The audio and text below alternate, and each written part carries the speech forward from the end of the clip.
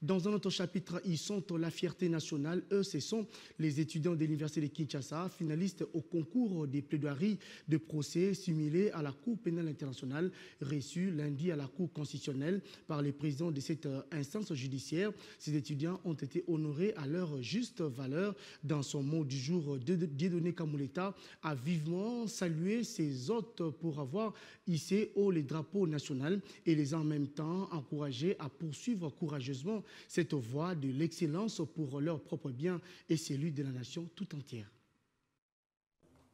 Fierté nationale pour avoir hissé haut le drapeau de la RDC à la deuxième marche du podium au concours international des plaidoiries en langue française à la Cour pénale internationale. Ces étudiants de l'Université de Kinshasa, accompagnés de leurs encadreurs, ont été honorés à leur juste valeur par les présidents de la Cour constitutionnelle.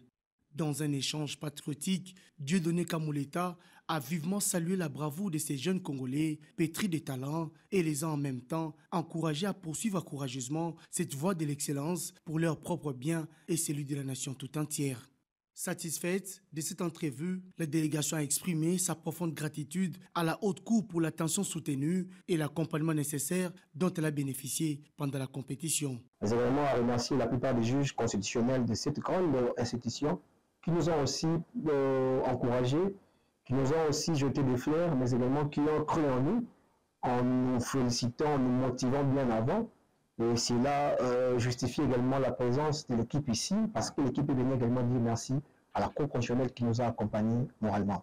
La présentation par ces finalistes de leurs trophées obtenus lors de cette compétition a fait la particularité de cette rencontre avec le président de la Cour constitutionnelle. Comblés de joie, ces finalistes se rassurent du rayonnement de l'image des marques des élites congolaises. Le président de la Cour a voulu notamment saluer le prouesse des étudiants et étudiantes qui ont participé à ces deux grands concours, mais également il a tenu particulièrement à nous remercier, à nous féliciter, à nous booster aussi, toujours de continuer dans cette même lancée, à lancer notamment de l'élimination scientifique, à travers notamment ces deux procès internationaux, des procès fictifs.